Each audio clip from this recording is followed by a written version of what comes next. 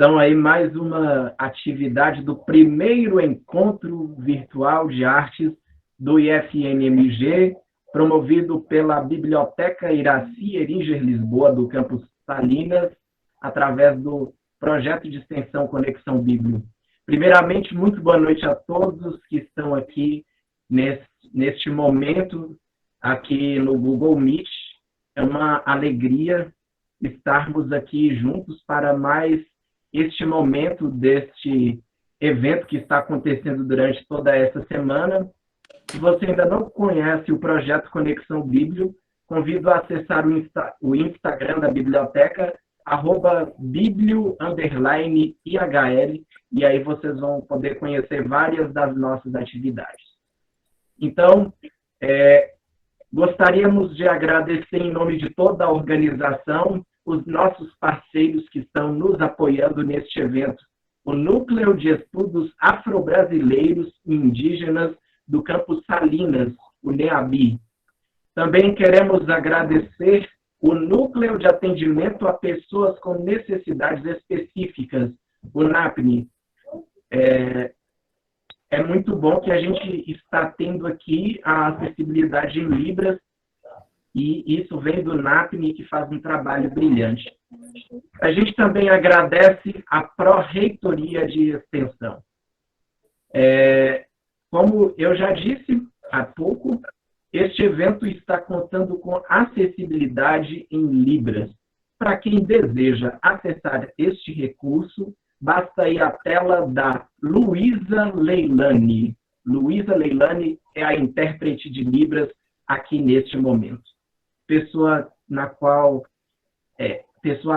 eu agradeço, assim como todas as pessoas do NAPNE que estão e que estiveram aqui conosco.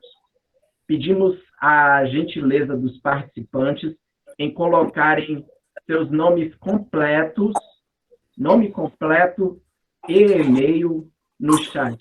Isso é para o envio do certificado. Então, nós vamos estar mandando os certificados para vocês, mas nós precisamos que vocês deixem aí o nome e o e-mail para confirmar a presença de todos vocês. Nós também pedimos, por favor, que com exceção da professora Edneia, da professora Daiane e da intérprete de Libras, a Luísa, com exceção delas, que todos os participantes mantenham seus microfones e câmeras desligados, até mesmo para uma melhor conexão de internet e qualidade de vídeo e áudio. Então, é isso basicamente, câmera, microfone desligados. Para quem quer a intérprete de Libras, vai à tela da Luísa, e a gente agradece os nossos parceiros, o NAPNE, o PROEX e o NEABI. Agora quero apresentar as estrelas desta noite, né? Porque neste nosso evento está passando só gente brilhante aqui, então as estrelas desta noite são essas duas mulheres que vão brilhar aqui com o trabalho delas excelente. O tema desta palestra será Música Popular e Poesia Moderna. Esta palestra será mediada pela professora Daiane Silva de Andrade. A professora Daiane é mestra em Letras e Estudos Literários pela Universidade Estadual de Montes Claros, a Unimontes, e professora do Instituto Federal do Norte de Minas Gerais desde 2014. A Edneia Ribeiro é professora de língua portuguesa, é a palestrante desta noite, é a estrela desta noite, e ela é professora de língua portuguesa e literatura no Instituto Federal do Norte de Minas Gerais desde 2010. Em nome de toda a organização deste evento, agradecemos a disponibilidade da professora Daiane e da professora Edneia por virem aqui estar compartilhando um pouco do vasto conhecimento de vocês. E agora vocês podem ficar à vontade para desenvolver a atividade de vocês. Mais uma vez, muito obrigado e boa palestra para todos nós. Obrigada, Rafael. Pessoal, boa noite. quero falar que primeiro me sinto lisonjeada de estar aqui, né, frente à minha amiga Edneia, foi minha colega de graduação, minha colega de mestrado, e Edneia, como ela já disse, ela já esteve aqui no Campos Salinas, então, para ela é sempre um lugar de retorno também, de rever pessoas, de rever histórias, né, na caminhada dela como professora e como pesquisadora. Edneia, ela vem estudando João Cabral de Melo Neto há mais de 10 anos, ela estudou João Cabral desde o mestrado, e agora isso foi aprofundado durante o doutorado, no qual ela estava estudando a poesia de circunstâncias de João Cabral, mas durante este doutorado, ela mais no finalzinho, ela descobriu na Fundação Casa de Rui Barbosa os poemas inéditos que, não sei se vocês já viram aí, amplamente noticiados nas mídias do Brasil e também as mídias internacionais, né? O nome de Edneia, essa mulher que representa o IFMG, representa as mulheres de forma geral do norte de Minas Gerais. Edneia é de Santana, próxima a Capitão Enéas, e ela é muito simbólico nós estarmos com Edneia aqui hoje e Edneia ter sido noticiada assim de forma tão grande. Só não foi maior a repercussão por causa da pandemia, né, Neia? Nós estamos no ano centenário de João Cabral e a gente esperava muitos eventos este ano que eles tiveram que ser adiados pelo contexto, né? Mas minha função aqui hoje é só como mediadora mesmo, eu vou ficar aqui colhendo todas as perguntas de vocês e de vez em quando eu vou entrar só para pedir Neia para encaminhar a fala dela, vou tentar não ficar intrometendo, tá bom? Mas, primeiro eu gostaria de, antes de iniciar, mostrar para vocês rapidamente uma das últimas publicações que foi sobre essa questão da repercussão da obra, a repercussão dos inéditos pesquisados por ela na tese dela de doutorado. Vocês estão visualizando, gente, a página da revista Minas Faz Ciência? Não. Não está aparecendo aqui, não, Dai. Ainda não? Só um minutinho. Verificar o que aconteceu aqui. Ou talvez seja porque eu estou no celular. Eu coloquei para partilhar, foi isso. Agora acho que vai.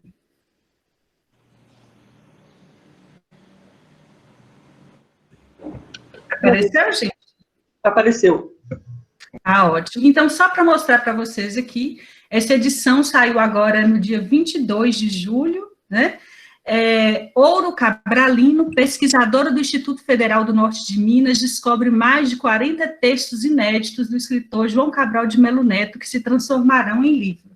Então, depois a gente já pode disponibilizar o link aqui no chat para vocês verem, né? Mas só para ilustrar a importância da pesquisa de Edneia, né, para a nossa instituição, para Minas, para o Brasil, para a literatura de forma geral. E tem um ponto dessa reportagem no qual Edneia fala sobre o quanto que uma pesquisa como a dela, que é em uma área abstrata, como da linguagem, da literatura, o quanto que isso mostra que mesmo essas áreas são capazes de fazer ciência, de produzir ciência, né? Como algo concreto, algo palpável, como as demais áreas. Então, fica aí, eu sintetizo aqui nessa reportagem toda a repercussão do nome de Edneia e que muito nos orgulha atualmente, tá bom, gente? Então, após essa apresentação, Edneia, você pode começar com sua fala, tá bom? E eu vou ficar aqui colhendo a opinião, as perguntas dos nossos participantes para tentar ir colocando para você, ok?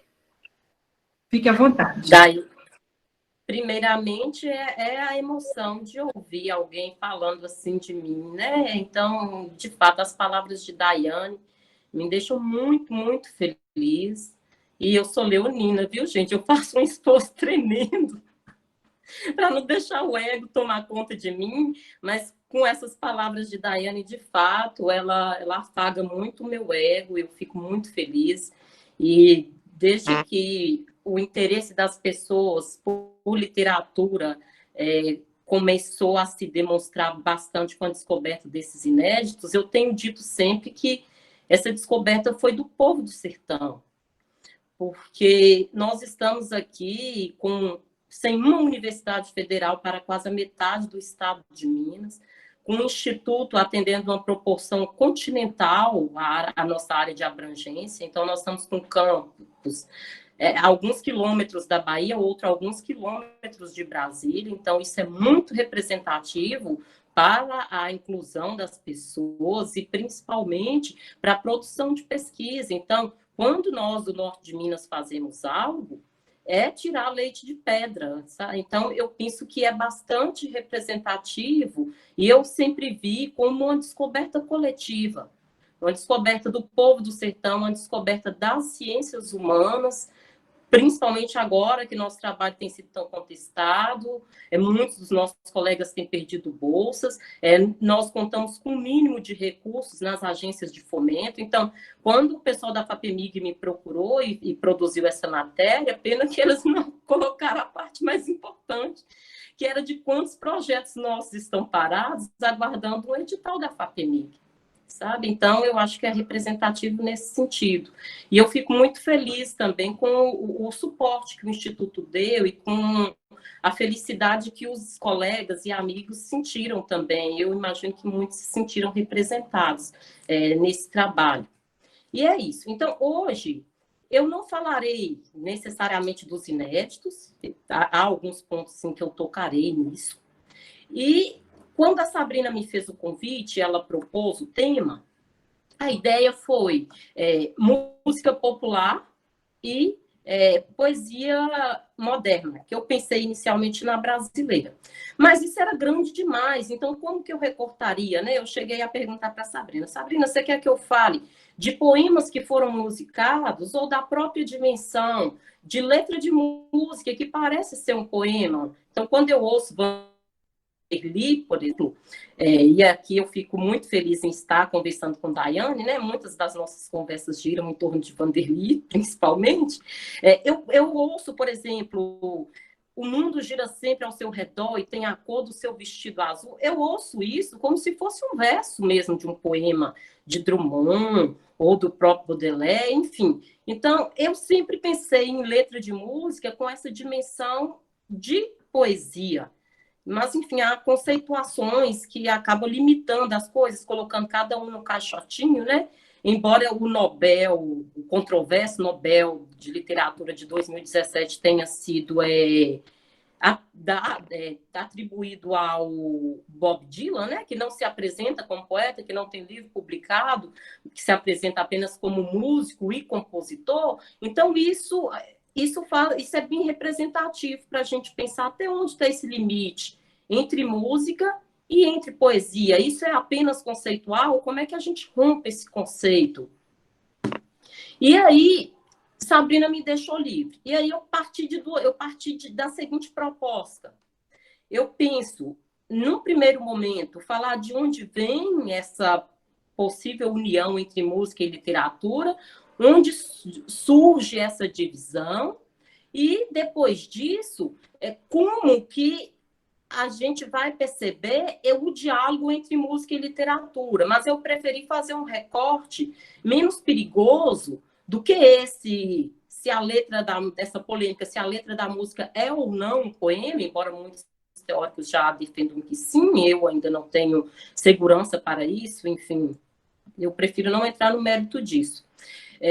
E a minha ideia é pegar letras de músicas que façam referências a poemas, sobretudo poemas de João Cabral, que é o meu objeto de estudo. Então, fica muito difícil me desapegar do Cabral, principalmente agora, né? Então, são 10 anos aí de uma relação que ainda não se desgastou. De vez em quando eu falo com o Alex, eu vou dar uma de Capitu e vou trair João Cabral com Machado de Assis. Aí ele me disse para ficar com o Cabral, né? Eu vou continuar com o Cabral por enquanto, sabe-se lá por quanto tempo.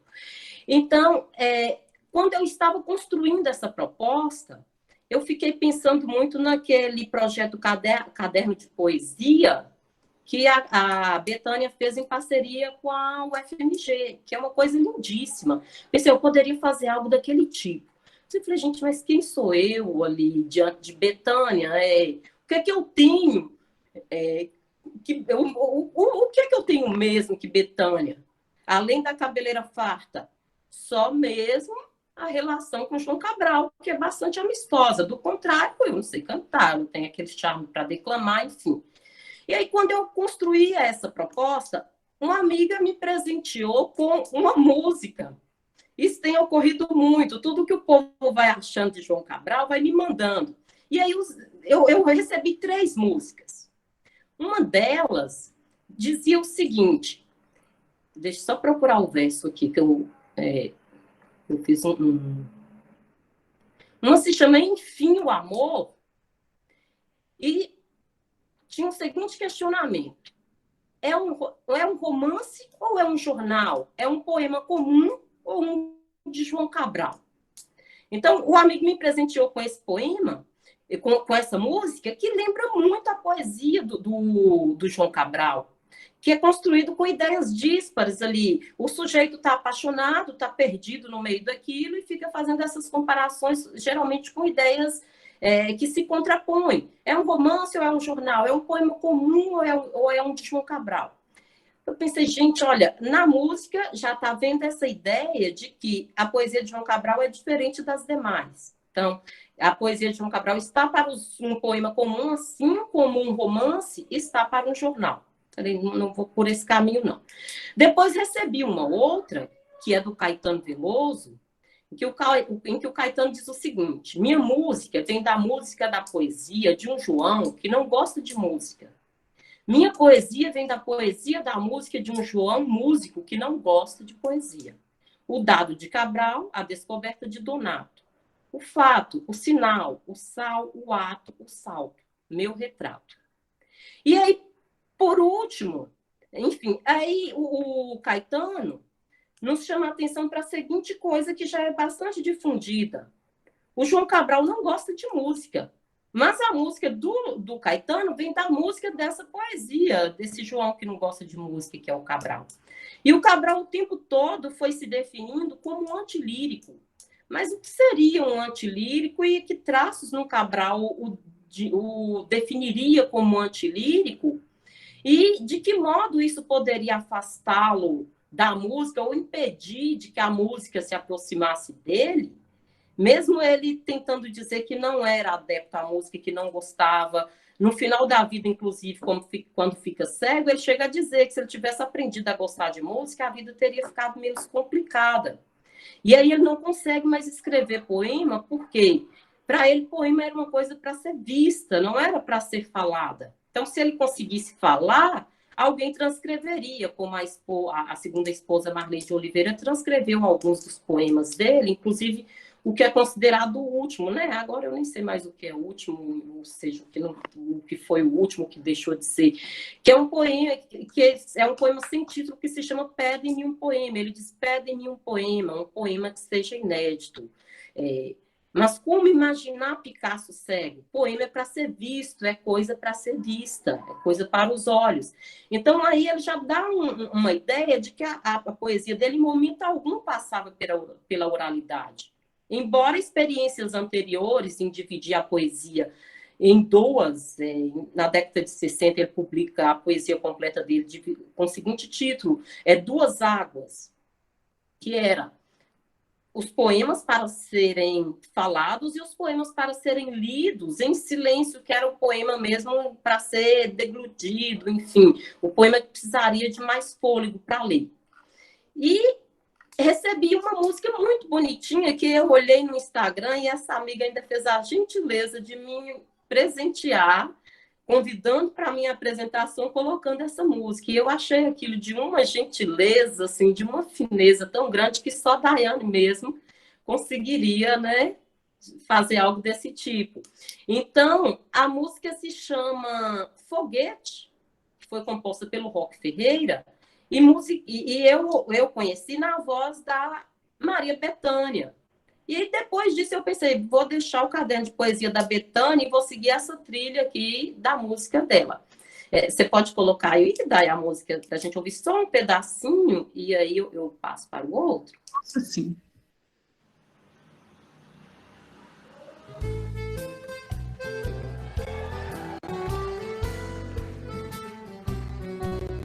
Tantas vezes eu soltei foguete, imaginando que você já vinha, ficava cá no meu canto calada, ouvindo a barulheira que a saudade tinha.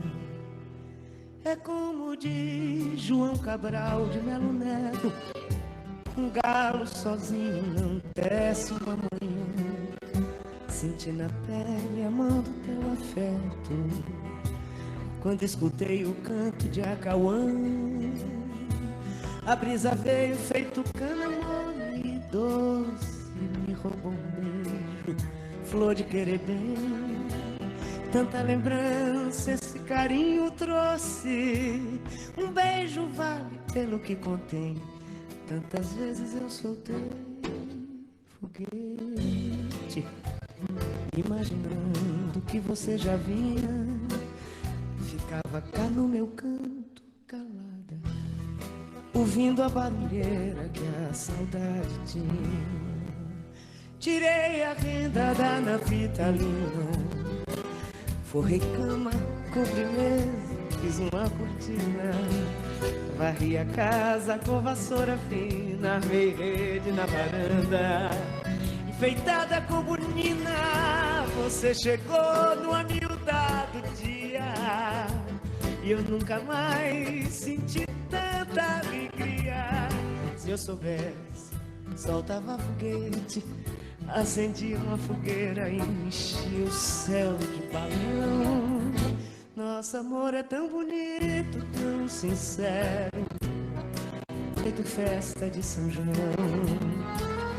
Nosso amor é tão bonito, tão sincero, feito festa de São João.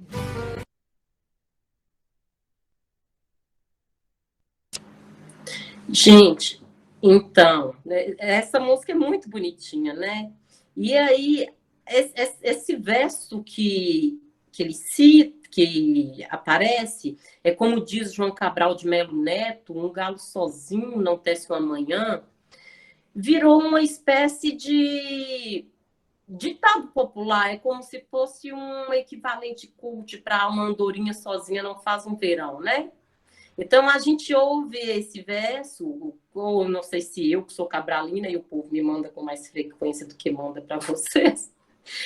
A gente ouve essa festa, olha, eu estou aqui lendo um comentário e pensando o quanto a falta da festa de São João fez mal a minha mãe. Então, a gente ouve esse verso que tem o mesmo valor semântico de uma andorinha só não faz um verão. E de onde vem esse verso? Vem de um dos poemas mais conhecidos de João Cabral, que é o Tecendo Amanhã. Talvez, depois de Morte e Vida Severina, seja o texto de João Cabral mais mencionado e mais conhecido pelas pessoas no geral.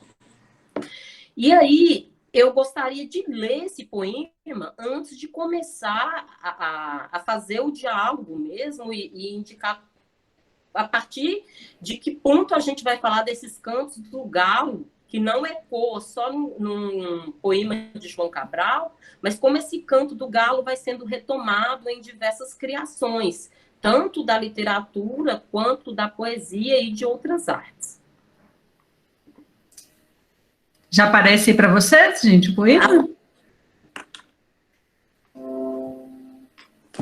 Aparece, já está aparecendo, Thay. Tecendo amanhã. Um galo sozinho não tece uma manhã. Ele precisará sempre de outros galos, de um que apanhe esse grito que ele e o lance a outro, de um outro galo que apanhe o grito que um galo antes e o lance ao outro, e de outros galos que com muitos outros galos se cruzem os fios de sol de seus gritos de galo, para que amanhã, desde uma teia tênue, se vá tecendo entre todos os galos, e se encorpando em tela entre todos, se erguendo tenda, onde entrem todos, se entretendendo para todos, num touro, amanhã, que plana livre de armação, amanhã, todo de um tecido tão aéreo, que tecido se eleva por si nos balão.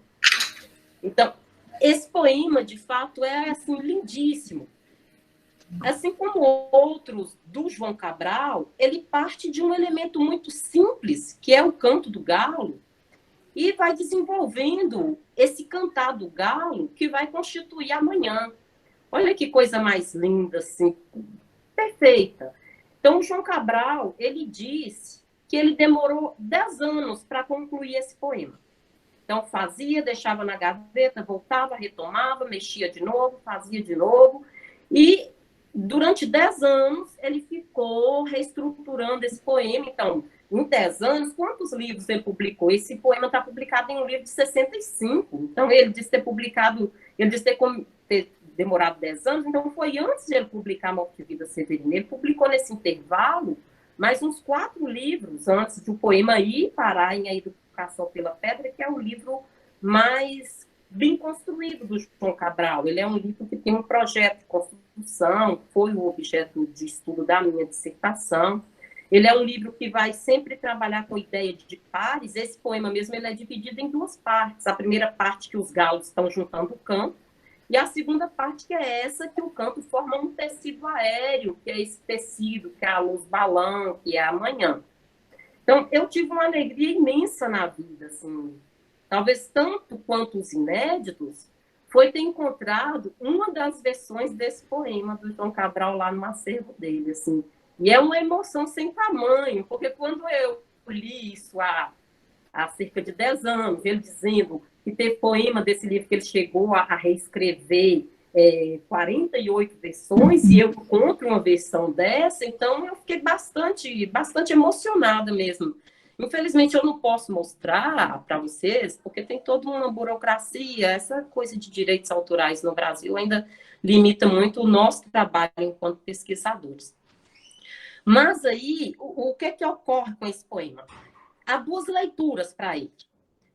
A primeira é de que esse canto do galo remete à coletividade, então esse seria um poema mais inclinado à ideia de poesia social, que o João Cabral desenvolve muito na década de 50, com a chamada tríade lá social, que começa com o Cão Sem Pluma, que é um poema que é o livro é composto por um único poema, é um poema longo, que ele associa o homem pobre de Pernambuco ao rio Capibaribe e a um cão sem pluma. Então, imagina que é um cão sem pluma.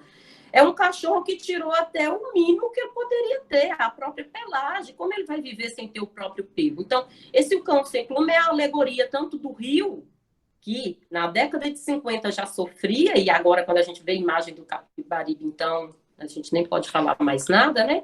E do homem nordestino. Ele escreve esse livro na década de 50, quando ele estava trabalhando na Embaixada da Inglaterra e diz ter lido uma notícia em um jornal que dizia que a expectativa de vida do homem pernambucano era de 28 anos, que coincidentemente era a idade do João Cabral. Então ele pensou, se na minha terra esse tipo de coisa acontece, eu devo fazer da minha poesia um instrumento para denunciar isso. Então, ele engaja bastante nessa proposta de poesia social, de poesia voltada para o homem à margem da sociedade, e o Cão Sem Pluma inicia esse projeto dele, que culmina com... passa por o rio, que também é um poema falando do rio Capibaribe, mas falando do trajeto que ele faz da nascente até o mar do Recife, e aí todo o processo de migração, como se o rio também estivesse migrando, né? E vem com Morte e Vida Severina, que é o livro mais conhecido do João Cabral, mais traduzido, que conta com mais edições, e que não por acaso é um poema, não surgiu para poesia, ele foi escrito para o teatro, para Maria Clara Machado adaptar, mas a Maria Clara não apresentou, então seria um auto de Natal. E o Chico Buarque, ele coloca música nesse poema. Então, imagine, o Cabral se dizendo antilírico, o Cabral dizendo não gostar de música, e aí, de repente, a obra mais popular dele consegue uma difusão muito maior, e talvez fosse, talvez recebesse a difusão e a valorização que recebesse. Mas fica muito difícil a gente dissociar o sucesso de público e de leitores do Morte e Vida Severina desse cruzamento entre as três artes, que é a música feita pelo o Chico Buarque e a representação no teatro feita pelo Tuca. Então, foi um espetáculo premiadíssimo. O João Cabral viu esse espetáculo na França. Há um depoimento do Chico dizendo que foram mais ou menos 15 minutos de aplauso. Olha que coisa extraordinária. E aí, o Morte e Vida Severina, que vai para o teatro e que é premiado na década de 60, 65, ele passa a fazer parte de um filme gravado em 77. Então, o meu primeiro impacto com a obra de João Cabral foi quando eu era estudante do ensino médio. Então, eu li Morte e Vida Severina, e o professor, como nós, professores, infelizmente, precisamos fazer, nem todo mundo lê o livro, né? Então, a gente passa o filme para quem não lê o livro. E nesse movimento, eu conheci o filme do Morte e Vida Severina, que tem a música que se chama O Funeral do Lavrador. Então, pense, houve um trabalho do Chico que, embora respeitando o texto do João Cabral, ele não altera nada no texto, com exceção de repetir alguns versos que são bastante simbólicos. Ele muda o título, não é mais Morte e Vida Severina, é Funeral de um Lavrador. E no filme, eu acho que quem leu aí, eu não sei se impactou tanto, com certeza só em ler o texto do João Cabral não me impactaria tanto quanto ouvir a Elba Ramalho cantando Irmãos das Almas, né? Então, aquele cantar Irmão das Almas da Elba que ecoou na minha cabeça por muito tempo. Eu ali com uns 17 anos, eu não consegui dormir aquela noite, não por medo, mas porque aquilo mexeu comigo. Eu não tinha noção ainda que era o bicho da poesia me picando, né? Eu só tomei a dimensão quando depois eu fui ler, por exemplo, Lavoura Arcaica do Raduan Assá, e não dormi de novo, e então, pronto, tinha uma coisa errada com isso, porque aí li A Hora da Estrela da Clarice, também não dormi, o que tinha com isso? De ler essas coisas, ou de assistir a determinados filmes e passar a noite pensando naquilo sem dormir. Então, esse é o primeiro ponto que eu queria pensar na poesia do Cabral e nesse movimento do antilirismo e da aversão à música, mas até que ponto essa aversão à música, né? Enfim.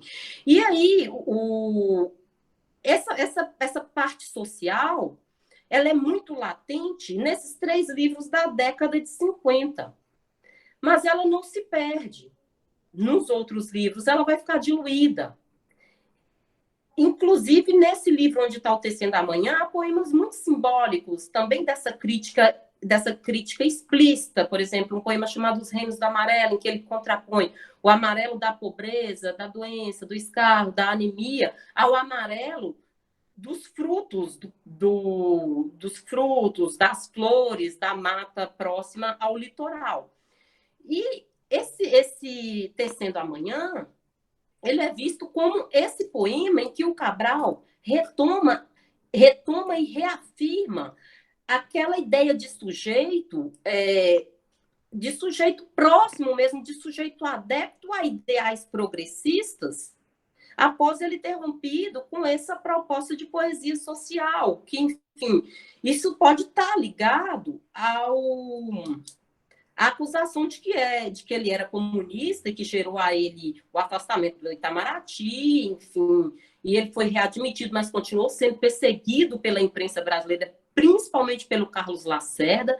Então, eu imagino que o Cabral silenciou um pouco da crítica social e dessa coisa explícita de que ele estava mais alinhado a ideias progressistas na poesia, muito em função desse papel dele como diplomata em plena Guerra Fria, Brasil passando por uma ditadura militar, ele que já tinha passado por esse processo que durou quase 3 anos.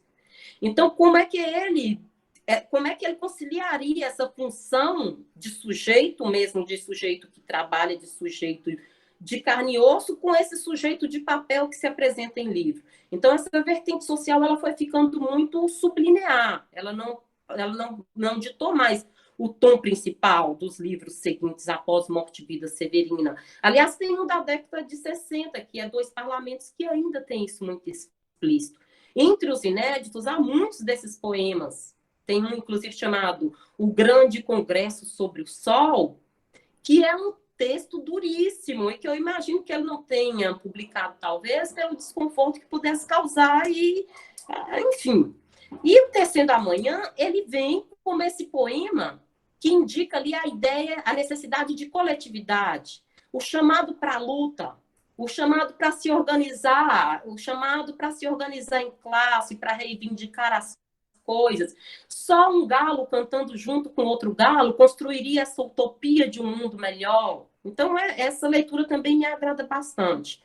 Mas como o Cabral já estava também muito inserido numa outra proposta, e que foi a com a qual ele ficou mais conhecido, que era a do poeta engenheiro, o poeta que reelaborava muita poesia, o poeta que escrevia com um planejamento, esse Tecendo Amanhã entra como se fosse a certidão de nascimento desse processo poético de João Cabral, que vai juntando, o Canto do Galo é cada palavra que ele vai juntando para criar esse poema, como cada tijolo vai se juntando para construir uma casa, porque para ele, poema era construção.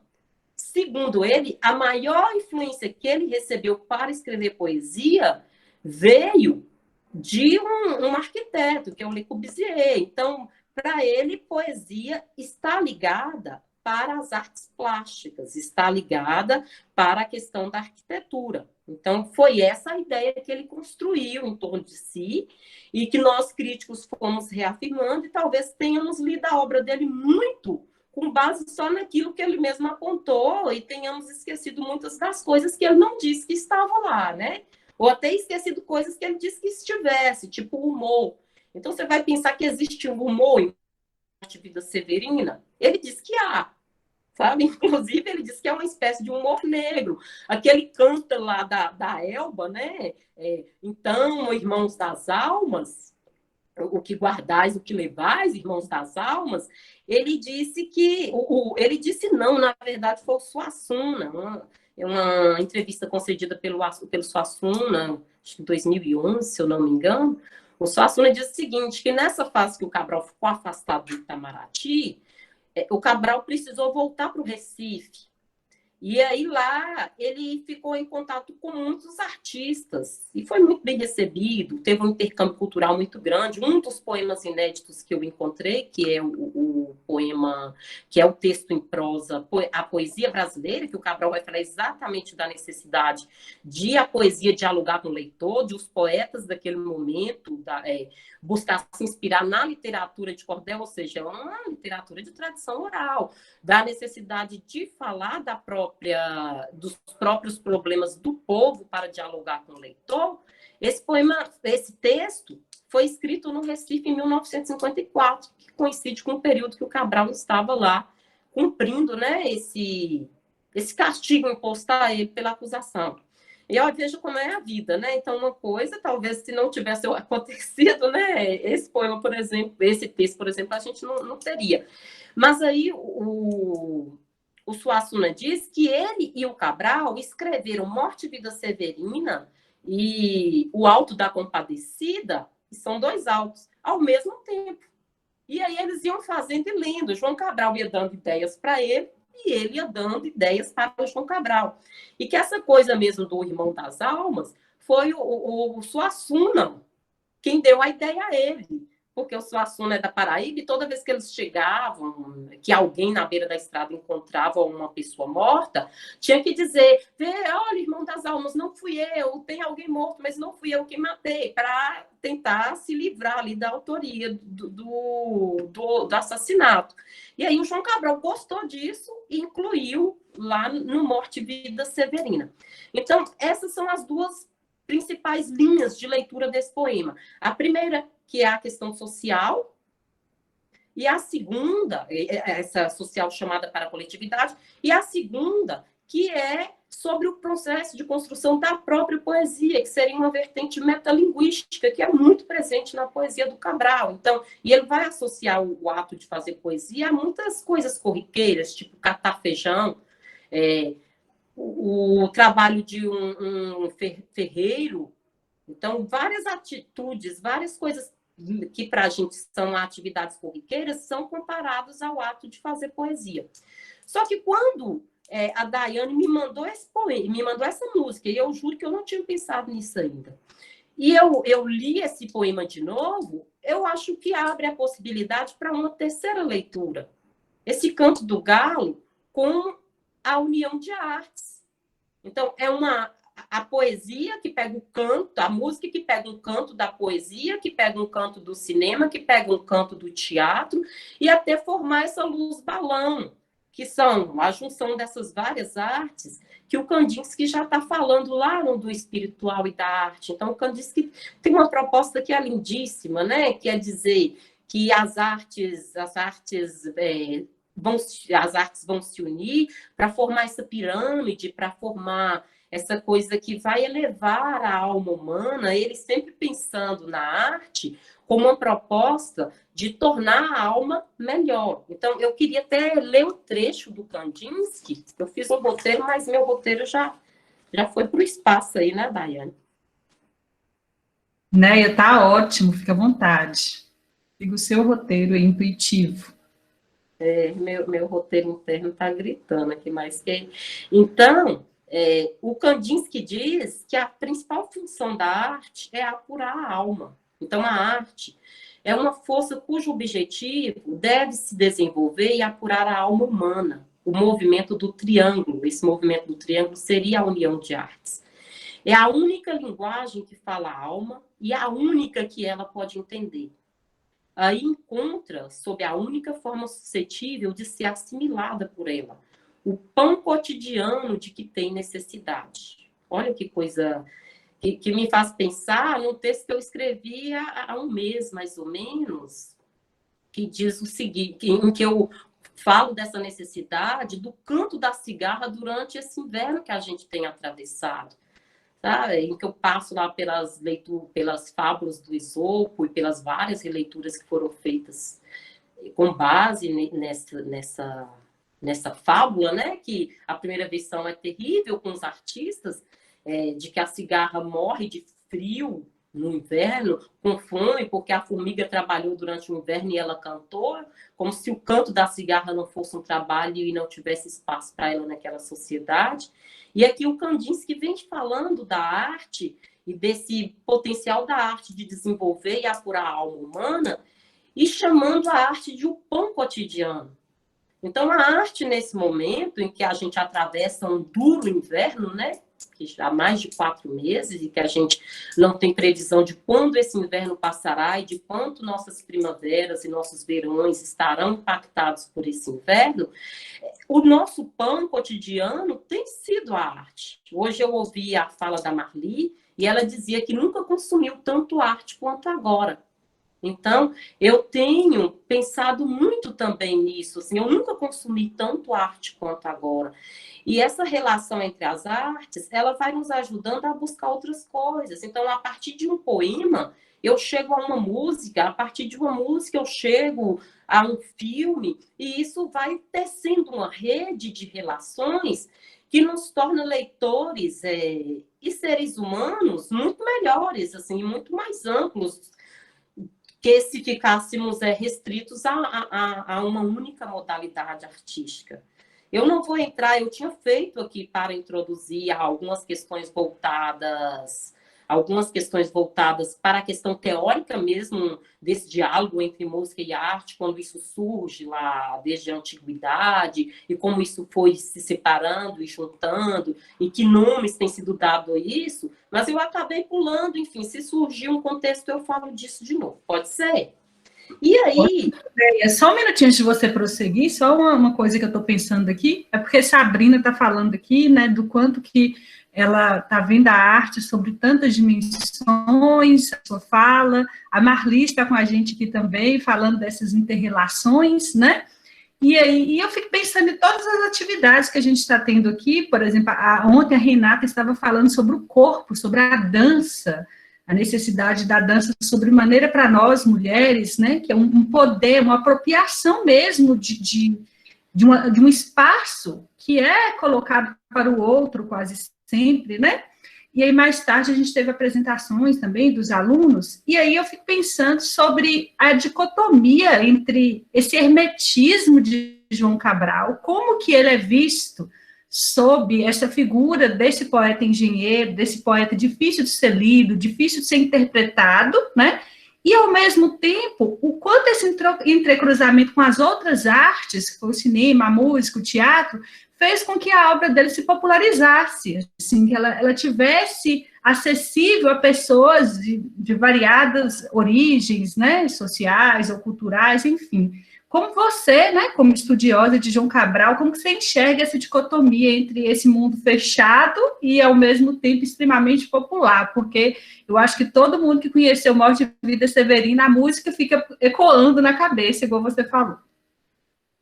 Ô, Dai, essa pergunta ela é bastante representativa, porque o Cabral ele é um sujeito bastante dicotômico, e essa dicotomia, ele é um sujeito ambíguo mesmo, e essa dicotomia, essa ambiguidade, ela está o tempo todo na obra dele, e ele tem consciência disso.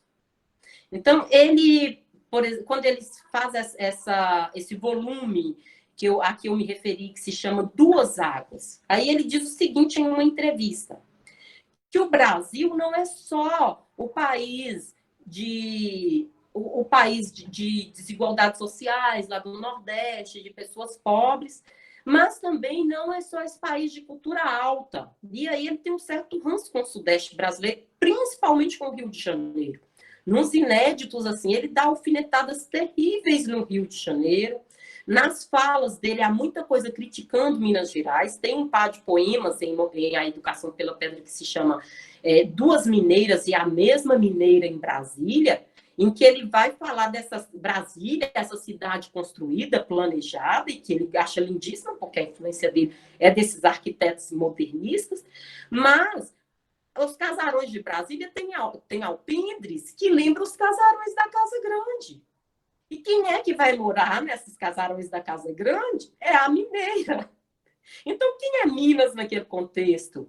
É o lugar da hegemonia política, oligárquica, enfim, da política mais que nós conhecemos até hoje, né? Da política que passa de pai para filho, enfim.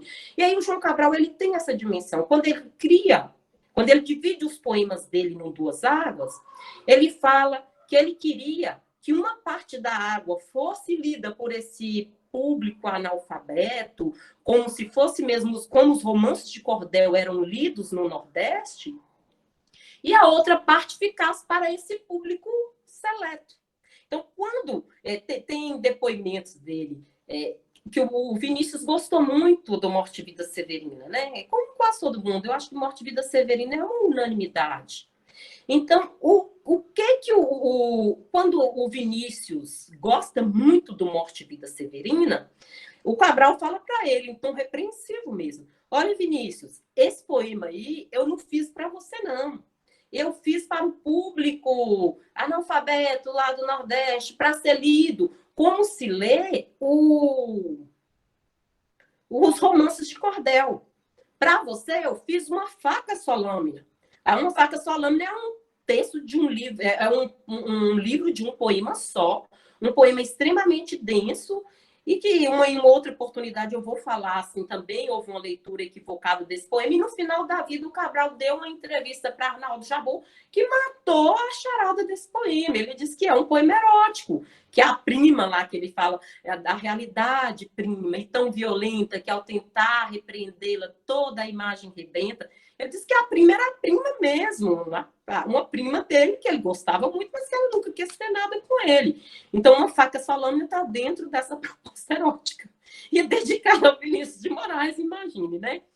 Mas aí o Cabral se se a ideia era essa, é bem ingênua, porque mesmo essa proposta de poesia dele para chegar a esse público, o Cão Sem Plumas, por exemplo, eu não imagino, mesmo ele falando desse homem sofrido, ele é um poema que está muito elaborado. O Cabral ele não tem um vocabulário inacessível, mas ele tem uma estruturação do poema. São poemas mais longos que a gente precisa estar o tempo todo atento. Igual ele diz lá no Catar Feijão. Escrever poesia se parece com catar feijão. Pronto. Você joga tudo na água, o que boiar você tira e joga fora. O que ficar é o feijão bom que você bota para cozinhar. Então ele não diz com essas palavras. Eu estou fazendo um resumo grosseiro aqui, que me perdoe o Cabral, viu, gente? Não desistam de ler com base na paráfrase que a leitora está fazendo. E aí ele fala, tudo bem, boiou, joga fora, o que está lá você fica. Só que aí na segunda parte do poema ele fala assim, só que pode acontecer de no meio dos grãos que ficaram, está uma pedra. E é essa pedra que vai iscar a atenção do leitor e evitar a leitura fluvial e fluviante do poema. Olha essa imagem com esse jogo de palavras fluviante e fluvial. Para um sujeito que não dizia gostar de música, a música não está de todo ausente no poema dele. É tanto que o Chico conseguiu musicar, embora assim, ele diga que não fosse música, o Chico conseguiu colocar música. O Vinícius prometeu muitas vezes que um dia ele ia colocar música nos poemas de Cabra do Cabral. Eu não tenho conhecimento, era para ter visto isso, mas eu não dei conta mesmo, vocês me perdoem. E nessa proposta aí do Cabral, a ideia dele é que o leitor fique atento ao texto o tempo todo. Então, às vezes, você perde um detalhe lá no primeiro verso, o poema é um livro inteiro, fica difícil de se conectar. E esse diálogo com as outras artes é que popularizou o Morte e Vida Severina, principalmente, né? Os outros são poemas muito imagéticos, eu acho que poderiam ser aproveitados também. Assim, há um outro auto que se chama o Alto do Frade, que é de 84, em que o João Cabral vai tentar corrigir o que ele considera uma injustiça. Há um reconhecimento ao Tiradentes, né, da região sudeste, mas houve um apagamento por parte da história para o Frei Caneca, que foi um dos insurgentes lá que participou da Revolução do Equador, que foi condenado à forca. E aí o João Cabral, com o Alto do Frade, eu imagino que ele tenha tentado fazer o mesmo que a Cecília fez com Romanceiros da Inconfidência, que é, inclusive, um livro altamente elogiado pelo Cabral em dois dos textos em prosa que eu encontrei, e que ele vai falar que o Romanceiros da Inconfidência é o maior acontecimento da literatura naquele momento, né? Era 1953. Então, eu acho que há muito ali do diálogo. Mas, resumindo, eu acho que o que faz com que o Cabral não seja tão lido como esse sujeito que quer falar ao leitor comum, deve-se muito a essa imagem de engenheiro que ele mesmo construiu e que nós críticos fomos construindo. E como está ali as duas águas, a parte da água que correu com fluxo mais livre, foi essa parte da água da poesia mais elaborada, da poesia crítica, da poesia metalinguística, enfim. Eu acho, falei muito, Dai, no final deu para filtrar. Deu para entender, sim. Marli completou aqui, falando que o fantástico do Cabral é justamente essa elaboração da linguagem, mas, ao mesmo tempo, ele consegue comunicar, né? Ele consegue chegar onde ele quer. Porque se a gente pensa, por exemplo, quando eu reli agora para a tese, o Manuel Bandeira e o Drummond e o João Cabral juntos. O Drummond, que tem uma poesia que nos toca muito, primeiro o Drummond parece uma bíblia, né? Ele fala de quase todos os assuntos que a gente quer ouvir. A gente quer falar, por exemplo, contra desarmamento, o Drummond tem o poema Morte do Leiteiro. A gente quer criticar essas viagens ao espaço, o Drummond tem o Homem às Viagens, né? Então, o Drummond é uma bíblia. Só que comparando, isso eu estou falando como crítica mesmo, como alguém que estava lidando com a linguagem, sem comparar os dois poetas, enfim, que não faz sentido essas comparações e essas rusgas, que os dois mesmo já desenvolveram muito, né? Comparando os dois, o vocabulário do Drummond tem palavras muito mais difíceis. Pouquíssimas vezes eu precisei ir ao dicionário para entender uma palavra usada pelo João Cabral. Foi muito raro. Então, as palavras do João Cabral são palavras que não são palavras difíceis. No Drummond, eu tenho a impressão de que ele estava ali escrevendo o tempo todo com um dicionário à mão para encontrar a palavra perfeita. E o João Cabral, talvez por não aderir a adjetivos, ficar só com o essencial da linguagem, a linguagem dele não é uma linguagem inacessível. O que talvez dificulte o acesso do leitor ao texto seja essa reelaboração, essa retomada várias vezes. Mas eu acho que tudo depende do que a gente começa a ler. Se eu tivesse começado a ler, por exemplo, A Educação pela Pedra, ou Uma Faca Só Lâmina, ou o próprio Cão Sem Pluma, que é um livro que eu amo, talvez seja o livro dele que eu mais gosto, hoje talvez eu não fosse leitora do João Cabral, eu teria desistido ali mesmo. Mas o Morte e Vida Severina é esse livro que eu acho que é a porta de entrada para o João Cabral. Eu me lembro que minha mãe, assim, que é uma das poucas pessoas do meu convívio, e que mesmo antes de eu ter retorno do que eu faço hoje, entendia que essa coisa de ficar ali lendo o tempo todo era um trabalho. Aí um dia eu estava falando para ela o que eu fazia. Ela não quer saber quem era João Cabral. Aí eu falei, mãe, é o mesmo autor que fez o Morte e Vida Severina, e ela tinha assistido o filme. Ela ficou muito emocionada, sabe? Quando você sente que seus pais sentem uma felicidade pelo filho, aquilo ficou claro no olho dela, assim. Eu estava falando de algo que ela conhecia, eu estava falando de algo de que ela gostava.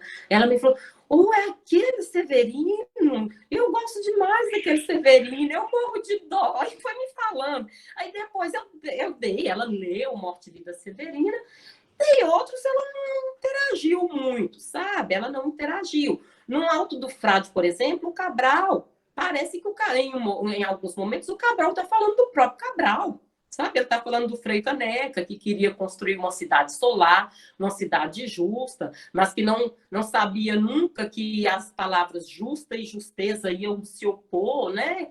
Então, o Cabral está falando dele mesmo, desse sujeito que está o tempo todo com essa ideia de solaridade para construir essa poesia clara, essa poesia perfeita. E assim por diante. O Alto do Frade, ele chegou a ir para o teatro, mas parece que não deu conta de ficar, não houve público, porque é um monólogo, né? Então, eu acho que a proposta foi mais difícil. Eu li que a Inês Cabral, filha do João Cabral, ia transpor esse auto para o cinema, mas também o projeto não foi concluído, pelo menos que eu saiba. Agora, o Cão Sem Plumas, você estava falando da dança, e eu acho que é importante para o pessoal da dança. Em 2017, ele ganhou uma versão de um espetáculo de dança que foi montado pela Débora Coker, que é a mesma que fez aquele espetáculo Ovo lá do Circo du Soleil, que fez a abertura dos Jogos Olímpicos do Rio de Janeiro. Então, ela trouxe o Cão Sem Plumas para a música. Então, olha que coisa extraordinária. Eu, que não sei dançar nada, fiquei, assim, muito feliz e de certo modo, encantada como você pega um poema daquele e transforma em dança, né? Então, alguns trechos estão no YouTube. Quem tiver interesse, eu penso que vale muito a pena dar uma olhada.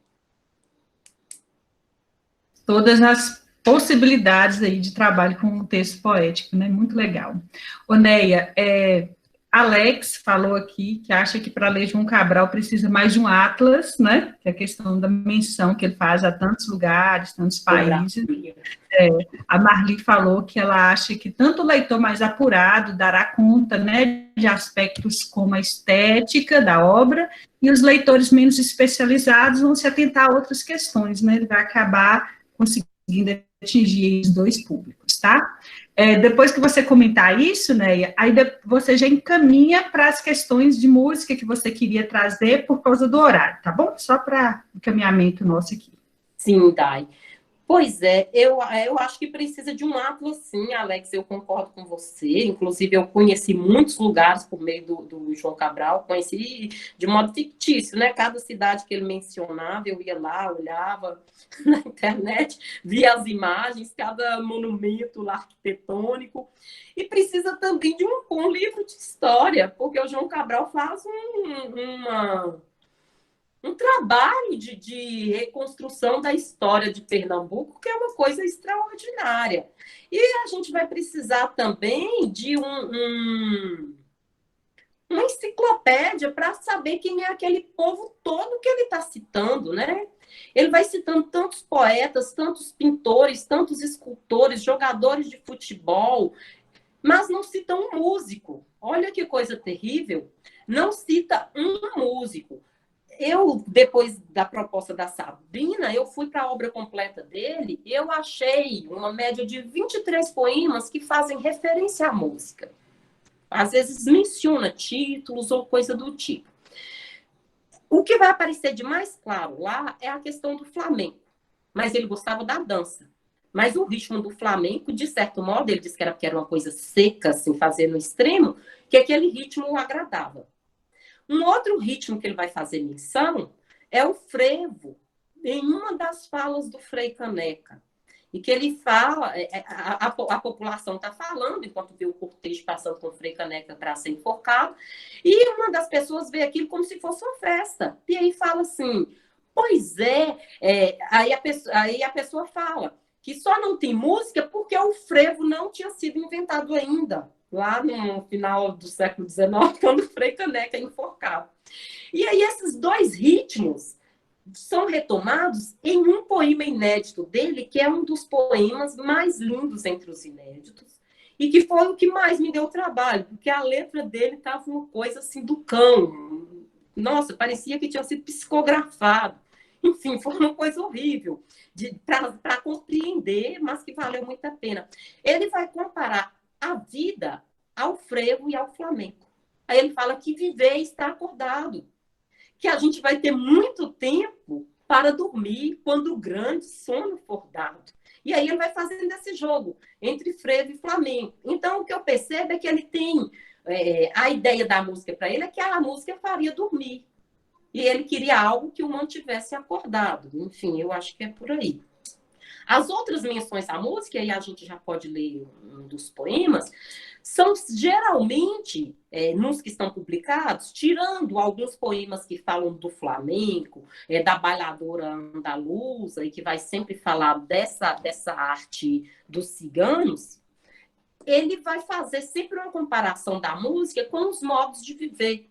Isso vai aparecer em um poema que também é de A Educação pela Pedra, que se chama Fazer o Seco, Fazer o Úmido. Eu acho que não dá tempo lê-lo agora, né, Dai? Eu só faço uma espécie de paráfrase, porque ele é mais longo. A gente está com questão, sabe? A Sabrina falou aqui que a gente pode ficar até 8h30, mais ou menos, né? Porque começou a gente... Então, tem 6 minutos, tá? Então, nesse Fazer o Seco, Fazer o Úmido, é um poema que ele trabalha em 2 atos, em 2 momentos. Mas se você coloca a apresentação aqui dos que você quiser, né? Pode falar. Não, Dai, mas deixa que eu acho que vai ser mais complicado. Eu só resumo brevemente e aí depois eu acho que vale muito a pena ler. Esse poema, Fazer o Seco, Fazer o Úmido, que já começa com a ideia de dicotomia no próprio título, ele, no primeiro momento, ele fala as pessoas que vivem na capital, mas essas pessoas que vivem numa capital úmida, né, sem tantas dificuldades, essas pessoas ouvem uma música seca que é capaz até de tocar fogo na própria alma. E na segunda parte ele fala das pessoas que vivem na caatinga entre as secas. Mas essas pessoas da caatinga ouvem uma música tão líquida que pode se executar com água.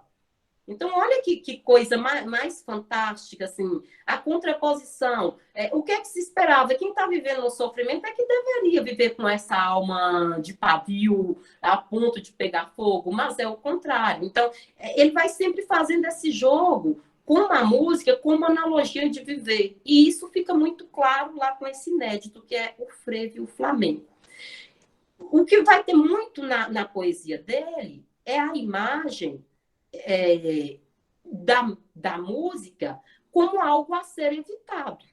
Então, tem um poema longo que se chama A Psicologia da Composição, que é dividido em 3 partes, e aí a parte que se chama Fábula de Anfion, ele vai fazer uma releitura daquele mito, do mito mesmo grego, que é do Anfion, filho de Zeus, que constrói a cidade de Tebas, né, com a flauta dele. Então, ele tocava, as pedras iam se organizando e criando a cidade, os muros ao redor da cidade. E aí, nessa releitura do Cabral, ele fala da insatisfação do Anfion com a construção de Tebas. E ele já não se sente feliz com o resultado daquela cidade que ele criou com a música, né? E aí o poema, essa parte termina com o Anfion jogando a flauta aos peixes surdos mudos do mar. E aí, o que é isso? É o João Cabral aderir a essa proposta de poesia construída, mais de poesia para ser vista, e ele fala que a epígrafe da poesia dele poderia ser um verso de Paul Éluard, que é o dar a ver-se. Essa poesia mais voltada para as artes plásticas, para a pintura, e são inúmeros os pintores homenageados. Eu ia até falar de um poema do Picasso, em homenagem ao Picasso, o poema se chama Homenagem a Picasso, que está que está no primeiro livro publicado por João Cabral, que é Pedra do Sono. Então, no primeiro livro, ele já está com essa ideia de se distanciar da música. Embora a poesia dele seja cheia de ritmo, que ele diz o seguinte, na poesia, na pintura de Picasso, que ele encontra, ali tem um violino, mas o violino está mudo. Ou seja, não, em todos os momentos em que há referência a um objeto musical, a flauta, o violino, eles estão mudos ou estão sendo jogados. O que é que um peixe surdo, mudo, principalmente no fundo do mar, faria com a flauta? E principalmente com uma flauta importante, como a flauta do Orfeon, né? Que é essa figura mitológica. Então, a poesia do Cabral, Alex está falando aqui, muito obrigada pelo lembrete. É uma poesia toda rimada, não é? Toda rimada, muitas rimas justapostas, rimas interpoladas. Então, a gente não encontra, com raras exceções. Tem um texto que o Cabral fez que era para uma exposição de um escultor brasileiro, que eu não me lembro o nome agora. E aí esse texto é um dos mais diferentes do Cabral, que não vai apresentar o verso bem medido, não vai apresentar rimas. É um texto que ele publicou em Museu de Tudo. Mas com exceção, inclusive entre os inéditos também, os textos são rimados, os versos são bem medidos, ele tem uma preferência muito grande pelo método de 7, as 7 sílabas métricas, ou 8. Então, não é uma poesia que tenha sido completamente alheia à música e que tenha sido deixada pela música, não. Então, o Caetano tem muita razão em dizer que a poesia, que a música do Caetano vem da poesia da música de um Cabral que não gosta de música, né? Ele poderia não gostar, mas eu acho que ele deve muito à música, né? E a música tem diálogos muito importantes com essa obra do Cabral. Inclusive, se o Vinícius não conseguiu pôr música no poema de Faca do Cabral, o Belchior conseguiu colocar, no poema de Cabra do Cabral, o Belchior conseguiu colocar a música no poema de Faca. Então, lá no Belchior, tem uma música A Palo Seco. Ele vai falar o seguinte: eu quero que esse canto seco, feito faca, corte a carne de vocês. Então, o que é isso? Isso é todo João Cabral. Com essa poesia que está ali para cortar mais do que para adicionar. Essa poesia que está ali para a pessoa mastigar o feijão e vem uma pedra e te incomoda. é para ele essa poesia do incômodo, né? Oneia, Marli estava falando aqui que há um ritmo na poesia dele que parece repente, né? E Alex falando também de que um dia aqui no Mercado Salinas ele ouvia uma senhora da zona rural e ele não sabia se ela estava conversando, cantando ou declamando. Isso me lembrou muito a fala de Marli hoje pela manhã, falando, né, do orar a leitura, ou falando da importância da gente resgatar isso também, né, resgatar a importância da cultura popular e que está lá também, né, presente na obra dele. A Marli também pergunta sobre os inéditos, né, sobre a publicação dos inéditos, como que vai ser. Sabrina está falando da música de Belchior, essa música é realmente muito boa, ela ama. Eu vou ser sucinta. A primeira é a de Alex, né? E aí acaba que entra um pouco na de Marli também. Há um ritmo muito, eu também sinto isso, Marli, um ritmo muito parecido com o cordel. E o João Cabral tem um poema que está em A Escola das Facas, que se chama A Descoberta da Literatura. E esse poema ele é muito representativo para a gente entender onde começa essa poesia do Cabral. Ele diz o seguinte, que quando ele menino, ele já alfabetizado, morando na Casa Grande, ele menino de engenho, o pessoal, os casacos de engenho compravam toda semana os romances de cordel para que ele lesse. Só que ali no poema, alguém conta para o pai. E o pai impede que ele continue a leitura, porque aquela leitura não era para ele, né? Um menino de engenho. E aí, então, olha só, ele começa como leitor e como criador, de certa forma, dessa literatura, como essa ponte da literatura de cordel para os trabalhadores do engenho da família. Então, a poesia de cordel ela tem essa referência. Na conferência inédita de 1954, que se chama A Poesia Brasileira, eu já mencionei isso aqui, ele chama os escritores brasileiros, e isso é coerente com o que ele estava fazendo naquela época. Ele estava escrevendo Morte e Vida Severina, já tinha publicado o Rio, e tinha sido premiado com o Rio, e tinha publicado com Sem Plumas. E estava pensando, talvez já pensando na Casa de Farinha, que foi um livro que não foi concluído em vida, não foi concluído por ele.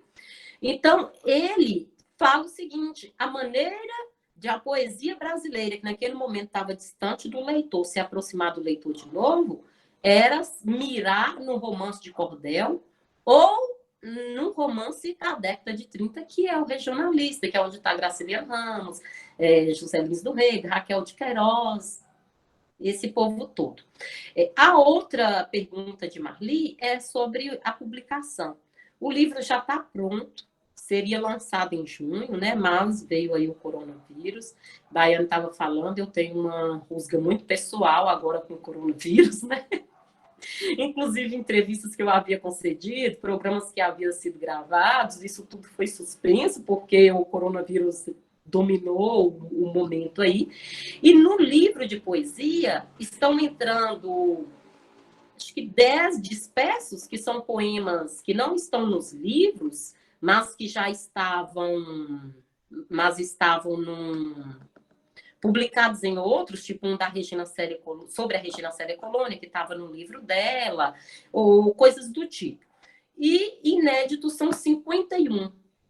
Mas ainda ficou de fora aqueles que foi impossível de decodificar a letra, que deve ser mais ou menos uns 15, e que está alguns inacabados. Então, como essa edição, nessa edição de obra completa, está entrando como disperso, esses poemas, eles não são, eles não vão vir com facsímile. Então, ficaria muito difícil para o leitor acompanhar esse movimento de um poema inacabado sem estar com o inédito, sem estar com o manuscrito. Então, a editora, eu, Sequim e eu, optamos por manter só aqueles que a gente tinha certeza mesmo do que estava escrito e do que não estava inacabado.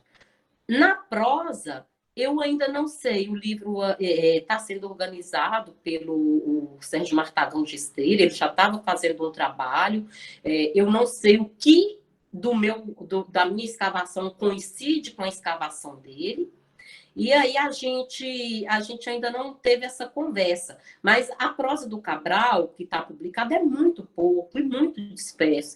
E ele teve uma atuação muito forte na imprensa brasileira, principalmente nessa temporada que ele passa aqui no Brasil, enquanto esteve afastado do Itamaraty.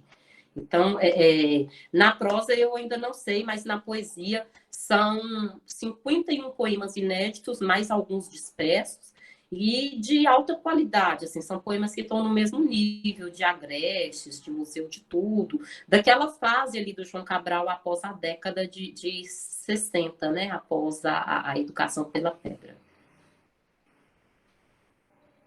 Né, infelizmente, nós vamos ter que encerrar, porque nós temos outra atividade ainda, entendeu? Pessoal, Neia tinha preparado aqui, daria para a gente ficar a noite inteira, né, Neia, conversando. Eu tentei interferir minimamente para que você tivesse bastante tempo, né? Mas é bom saber que você faz parte da nossa instituição e que a gente vai poder contar, né, com toda a sua sabedoria em outros eventos. Eu queria lembrar de falar de Flávia Reis, que colocou aqui, que era muito bom rever você, ok? O Lucas, lá de Araçuaí, também falando quanto é bom ouvir uma professora tão apaixonada assim, pela literatura, né? Falando com tanta competência sobre o assunto, enfim, muitos elogios aqui no chat, a sua fala. E nós vamos caminhar agora para o encerramento, a Sabrina vai falar. Eu só queria te pedir, né, que quando você fosse se despedir, você deixasse um recadinho para os nossos alunos também que estão assistindo, sabe? Alunos que fazem essa relação o tempo todo, eles tocam instrumentos musicais, ou eles gostam de pintar, ou eles gostam de dançar, eles escrevem, eles participam de todos esses eventos que a gente faz, e a gente observa uma paixão, assim, tanto pela leitura, pela escrita, pela música, de forma tão mais fluida do que nós estamos acostumados nesse ambiente da sala de aula, né? Eu queria que você deixasse um recadinho para eles na hora da despedida, tá bom? Daiane, Edneia, boa noite. E assim, gente, todos os presentes também, né? Boa noite. Eu falo que essa atividade, eu não sei, né? Todo mundo assistindo, o pessoal elogia bastante, mas eu tô aprendendo tanto. E tô gostando tanto que eu acho que eu fiz essas intervenções, né, com as pessoas para eu me sentir bem. Né? Porque não é possível. Eu me sinto muito bem, eu me sinto muito feliz com todas essas atividades e me sinto muito, assim... eu conversei com a Edneia e eu falei, Edneia, fale sobre... eu propus 2 temas, né? Inicialmente, a Edneia tinha ela gostou mais desse tema que ela falou hoje. E aí, a gente conversando, eu fiquei à vontade, né, para falar do tema como você quiser. E eu fiquei muito feliz, Edneia, com a forma como você abordou o tema. Eu fiquei pensando aqui no que você falava, os autores que você foi citando, sobre a questão da escrita também. Eu fiquei muito, muito contemplada, assim, muito feliz mesmo. Espero que o pessoal tenha gostado tanto quanto eu gostei, porque para mim foi muito importante isso. E, mais uma vez, eu quero lhe parabenizar, né, pela grande pesquisadora que você é.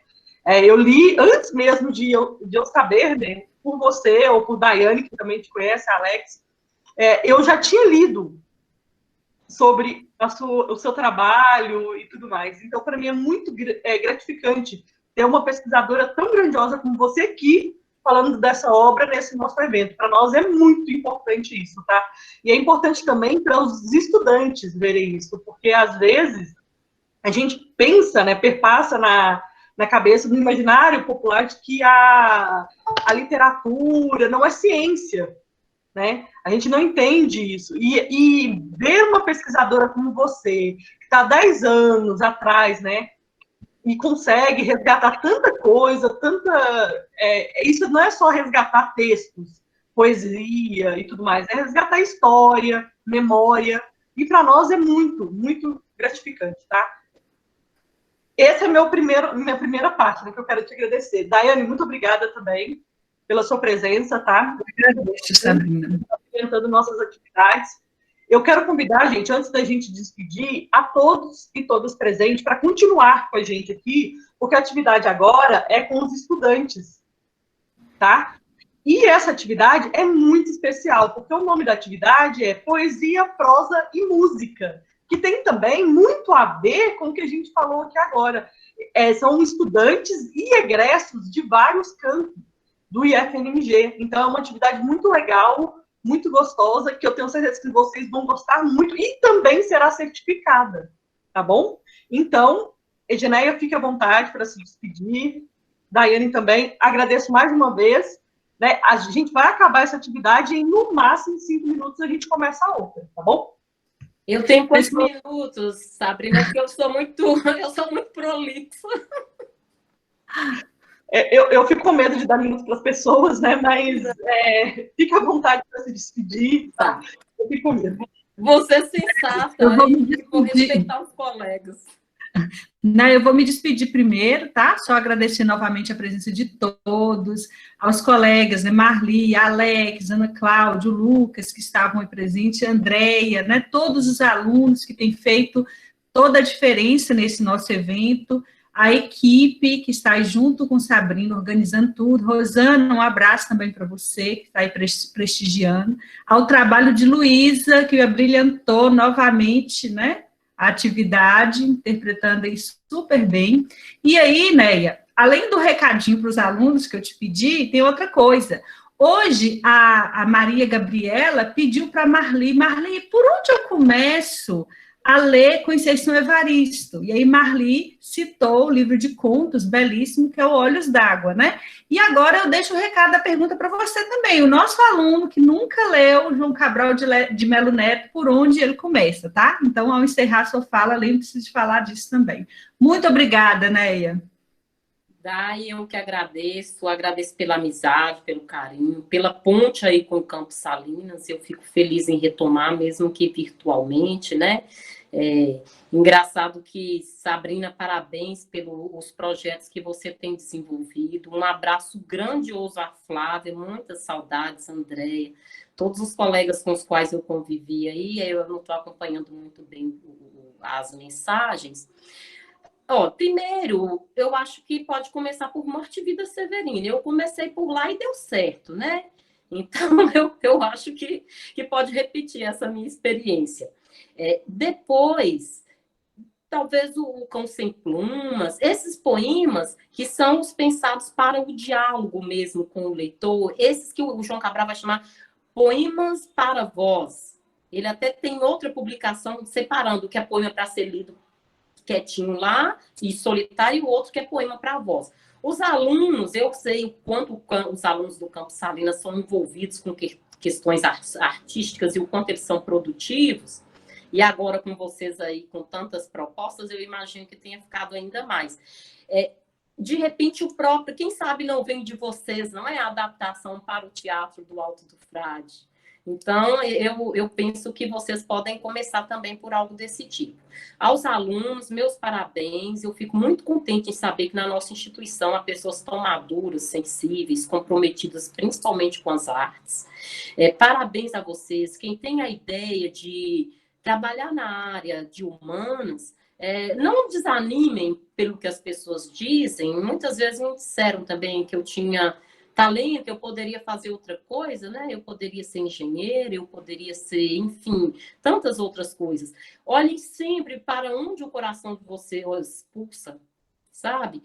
Quando é o que faz o coração da gente vibrar, que faz as coisas darem certo, sabe? Quando a gente faz algo por paixão, faz com que a gente tenha um diferencial. Então, o que eu penso que me diferencia dos outros pesquisadores, eu não sou mais competente que eles, ou eu tenho certeza de que eu não sei mais do Cabral do que outras pessoas que estão aí pesquisando o Cabral, inclusive há mais tempo que eu, mas o que eu vejo que me faz, que faz um diferencial na minha vida, enquanto pesquisadora, enquanto pessoa, é essa paixão por um objeto de estudos, essa paixão por uma área. E a pesquisa, obrigada mais uma vez pelos colegas me parabenizando, pelo carinho que eu tenho recebido de vocês, mas a minha pesquisa é representativa para isso também, para a gente entender que em qualquer área que a gente esteja incluída, desde que a gente esteja com paixão por aquilo, a gente pode fazer, sim, um diferencial no mundo. Não importa se essa profissão que a gente escolhe a princípio, quando eu entrei nela há 20 anos, não importa se ela seja bem ou mal remunerada, se ela seja vista como algo que tem status ou não. Quando alguém te perguntar, você faz doutorado? Faço em quê? E você diz em literatura brasileira, a pessoa meio que torce o nariz, mas é o seu envolvimento com o que você está fazendo que faz com que você contribua, de certo modo, para que a sociedade seja melhor. Ou resgatando histórias, ou curando pessoas, ou construindo voltado para a engenharia que impacte menos o meio ambiente, enfim. Eu penso que nós somos pessoas com muitas habilidades, né? E a gente precisa das cigarras. Imagine o quanto estaria triste o nosso inverno, agora trazido pela Covid-19, se não fosse as cigarras que nos deixaram poemas, nos deixaram músicas, nos deixaram filmes, as cigarras que promovem encontros, né, Sabrina? Porque às vezes a gente pensa sempre na cigarra como a executora, mas há as cigarras também que estão mantendo o legado dos outros e levando esse legado adiante. Eu tinha pedido a Daiane para ler um conto do Rubem Alves, que se chama O Galo que Cantava para Fazer o Sol Nascer. Não vou fazer paráfrase, porque eu acho que quem não conhece merece muito conhecer esse poema, esse texto pela fala do próprio Rubem Alves, em que esse canto do galo, a gente precisa levá-lo adiante. A gente leva adiante cantando, dançando, escrevendo poesia, ou quando a gente é menos beneficiado pela natureza e não consegue fazer nenhuma coisa dessa, a gente vai ler o outro que deu conta de fazer, ouvir e arruma um jeito de levar a obra desse sujeito adiante. Então, eu penso que é isso, é a importância mesmo da arte. Muito obrigada, viu, gente? Obrigada pela oportunidade, parabéns a Sabrina, aos alunos. Espero que a gente tenha a oportunidade de nos encontrarmos pessoalmente para retomarmos o diálogo. Obrigada, Edneia. Boa noite para você, viu? É um prazer para a gente. Boa noite, Sabrina.